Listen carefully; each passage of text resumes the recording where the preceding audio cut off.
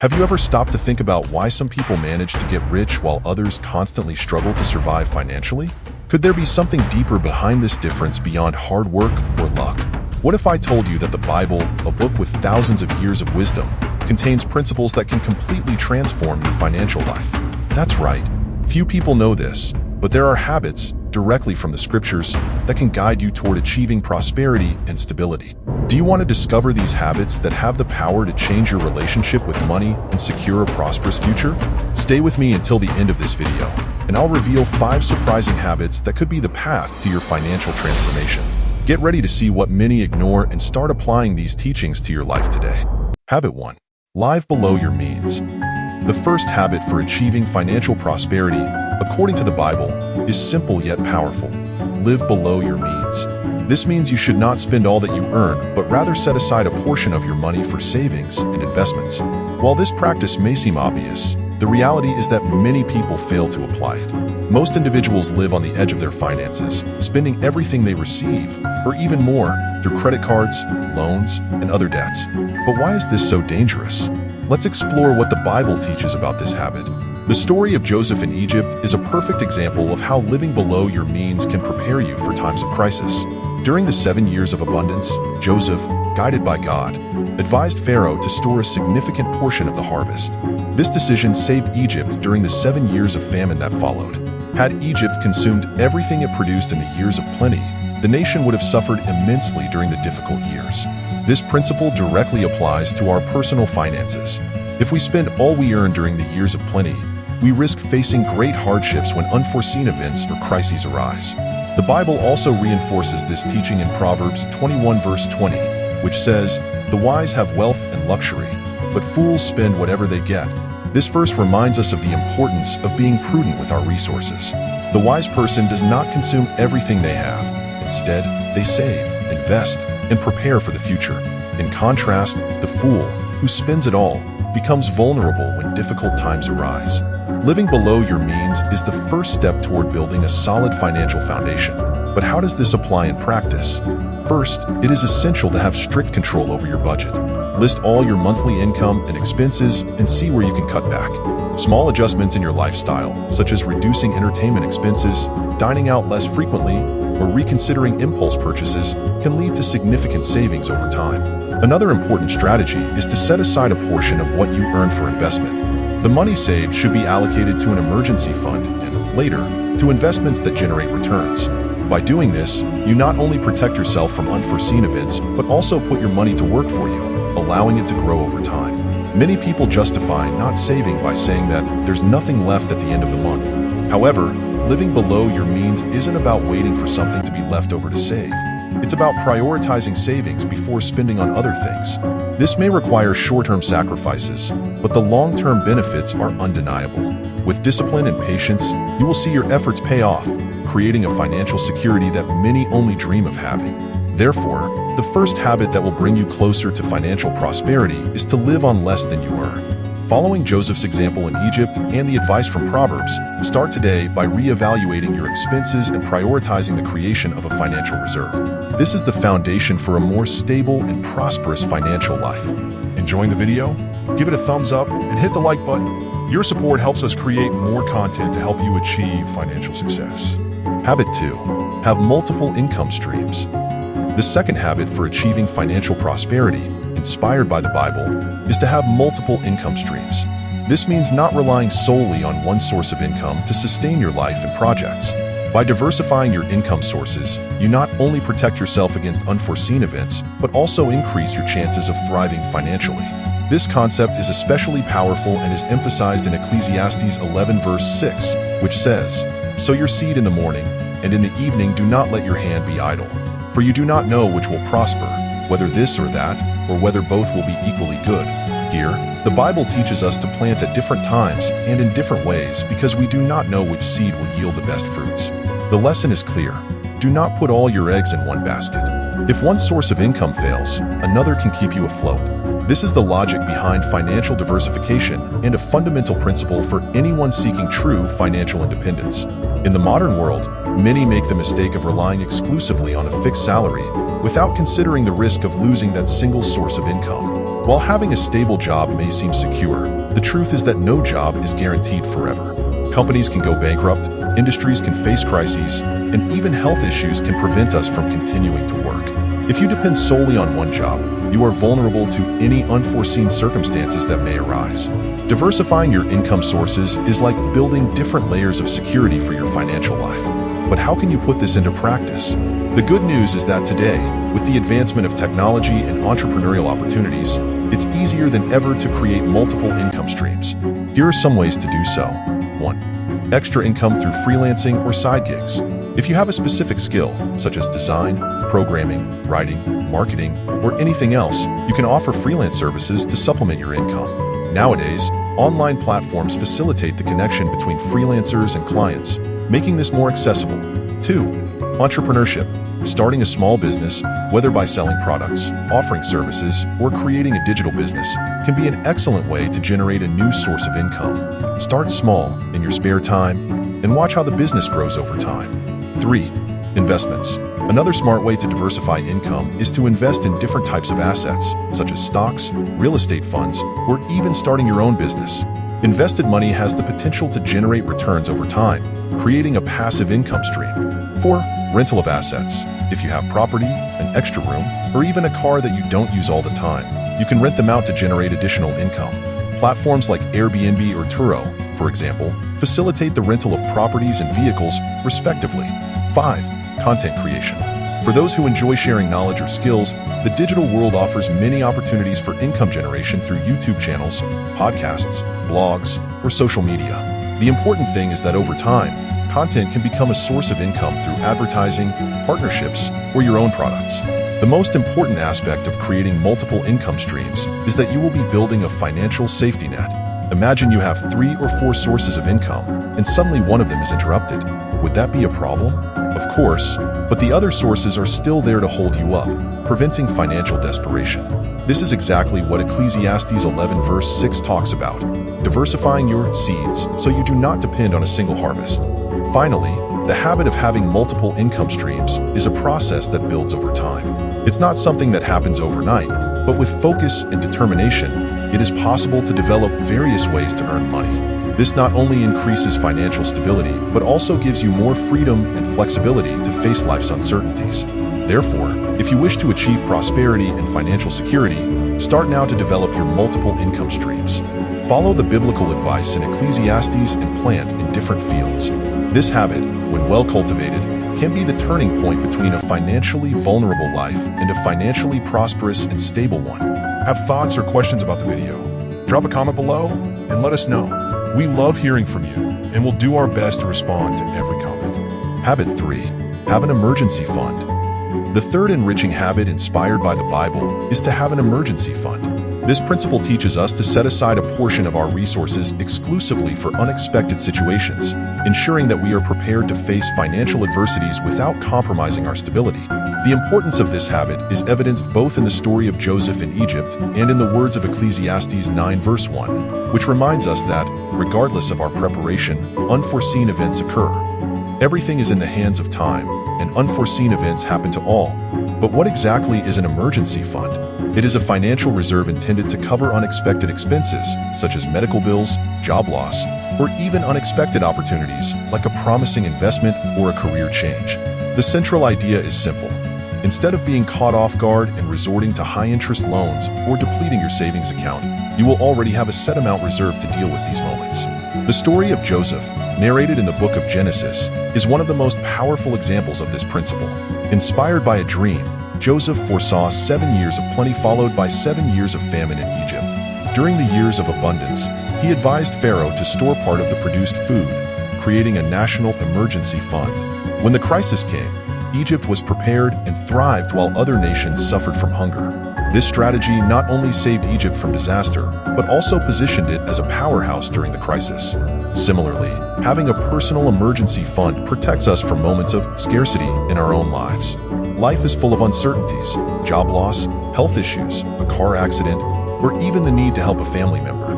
Without this financial reserve, these events can lead to debt or the sale of assets, which only worsens the situation. The emergency fund acts as a buffer, allowing us to face these challenges with more calmness and less despair. Another biblical passage that reinforces this habit is found in Ecclesiastes 7 verse 12, which says, "For wisdom is a defense, and money is a defense. But the excellence of knowledge is that wisdom gives life to those who possess it." Here, the Bible teaches us that money plays a defensive role in our lives. It is not just a tool for consumption, but also a means to protect us against the unforeseen events of life. Many people neglect to create an emergency fund because they believe they will never need it, or that they can simply figure it out when a crisis comes. However, just as Joseph knew that times of scarcity would come, we too must be aware that financial unforeseen events are inevitable. It is not a matter of whether something will happen, but when. And when it does happen, being prepared can make the difference between a minor inconvenience and a devastating crisis. Creating an emergency fund is not complicated, but it requires discipline and planning. Ideally, you should start by setting aside a small percentage of your monthly salary and gradually increase that reserve over time. Experts suggest that the emergency fund should be sufficient to cover 3 to 6 months of basic expenses. This includes rent, food, transportation, and essential bills. If you are self-employed or have variable income, it may be wise to set aside even more for greater security during unstable times. Additionally, it is crucial that this fund is separate from the money used in daily life. It should be in an easily accessible account, but not used for routine expenses. Options like a savings account or a fixed income fund are good alternatives, as they offer immediate liquidity and low risk. Ultimately, the habit of having an emergency fund not only brings financial security, but also provides invaluable peace of mind. Knowing that you are prepared to face unforeseen events without compromising your stability is a great relief. And once again, this principle is deeply rooted in biblical wisdom. Like Joseph in Egypt, we must prepare during times of abundance to face times of difficulty. After all, as the Bible teaches us, wisdom and prudence are the keys to a prosperous and successful life. Enjoying the video? Give it a thumbs up and hit the like button. Your support helps us create more content to help you achieve financial success. Habit 4. Invest. The fourth enriching habit inspired by the Bible is to invest. The idea of multiplying the resources entrusted to us by God is deeply rooted in Scripture and is clearly illustrated in the parable of the talents, narrated in Matthew 25 verse 27. In this parable, Jesus teaches us about the importance of being good stewards of the resources given to us, whether they are spiritual, familial, or financial. The lesson is simple. God grants us blessings and opportunities and expects us to make the best of them, multiplying them rather than simply storing them without purpose. The parable tells the story of a master who distributes his wealth among his servants before embarking on a long journey. Each servant is given a certain amount of talents, a unit of money at the time. According to each one's ability, 2 of the servants take what they receive and invest it, multiplying the resources. However, the 3rd servant, fearing he would lose the money, buries the talent and generates no return. When the master returns, he praises the 2 servants who multiplied the resources but harshly rebukes the 3rd for doing nothing with the talent. He says, "You should have put my money in the bank, so that on my return I would have received it back with interest." Matthew 25 verse 27. The message is clear. God expects us to be responsible with the resources He entrusts to us and to do our best to multiply them. This applies not only to talents and spiritual gifts, but also to our financial assets. Investing is a way to grow our money over time, allowing us to achieve greater stability, freedom, and opportunities. Moreover, it is a way to honor the trust God has placed in us by granting us these resources. But how can we put this into practice? The first step is to understand that investing is different from merely saving. Saving money is important and necessary, but it does not generate the same level of growth as investing. When you invest, you put your money to work, generating passive income and accumulating wealth over time. This can be done in various ways, through investments in stocks, real estate funds, fixed income, properties, or even starting your own business. By investing, you harness the power of compound interest, which means that over time, the money invested begins to grow exponentially. This is one of the greatest advantages of investing. The earlier you start, the more time your money has to grow and multiply. The Bible encourages us to be diligent and wise with what we have, and investing is a way to demonstrate that wisdom. However, investing can be a daunting idea for many, especially for those unfamiliar with the financial world. It is common to feel fear when thinking about putting your money into something that seems uncertain, but it is essential not to let that fear paralyze you. Knowledge and practice make all the difference. If you have never invested before, start small and gain experience. There are many ways to learn more about the subject, from books and courses to financial advisors who can guide you through initial decisions. Remember, the parable of the talents teaches that God expects us to be proactive and use the resources entrusted to us wisely and effectively. When we invest, we are not only creating a more secure financial future, but also following the biblical principle of multiplying what has been given to us. This positions us to bless others, help our families, and contribute to the kingdom of God in ways that would not be possible if we simply hoarded our resources.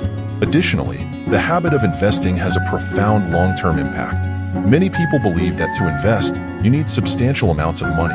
However, the act of investing does not rely so much on the initial sum, but on consistency over time. Small amounts invested regularly can lead to significant results over the years. Just like the servants in the parable, the important thing is to start, regardless of how much you have now. What God teaches us is that He values initiative and the effort to multiply. Investing also helps us develop a long-term mindset. Instead of focusing on immediate gratification, we learn to think about the future, plan, and make more conscious financial decisions. This makes us more prudent and prepared to face crises and unforeseen events, putting us on the path to financial freedom. Therefore, the habit of investing is more than just a financial strategy. It is a way to honor God with the resources He has given us, multiplying them for His glory and our well-being. As the Bible teaches us, we should be wise stewards, always seeking ways to do more with what has been entrusted to us. Enjoyed the video and want more tips on financial success? Subscribe to the channel and hit the bell icon to stay updated with all our latest content. Don't miss out on our upcoming videos and keep progressing on your path to prosperity. Habit 5. Seek wisdom. The fifth crucial habit for achieving a prosperous financial life, according to biblical principles, is to seek wisdom. Wisdom is more than just knowledge. It is the ability to apply that knowledge practically and effectively in our lives. The Bible repeatedly emphasizes the importance of being wise in our decisions, including those concerning our finances. Verses like Proverbs 13 verse 16 remind us that every prudent man acts with knowledge, but a fool exposes his folly. And Proverbs 3 verses 13 to 14 adds, "Blessed is the man who finds wisdom, and the man who gains understanding. For her profit is better than the profit of silver, and her gain better than fine gold." Seeking wisdom is a principle that extends far beyond spiritual life. It touches all areas, especially our finances. Having financial wisdom means making informed and responsible choices with the money that God places in our hands, discerning between what is a good investment, what is an unnecessary expense, and how we can use our resources to lead us to long-term prosperity. As the Bible highlights, wisdom is worth more than silver or gold, as it guides us to make the right decisions that positively impact our lives and those of others. But what does this mean in practice? First, we need to understand that financial wisdom doesn't come overnight. It requires study, observation, and, above all, humility to learn from our mistakes and seek counsel.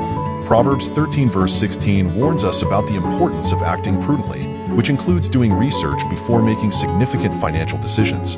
It's not enough to follow what seems popular or easy at the moment. We must be cautious and avoid being rash.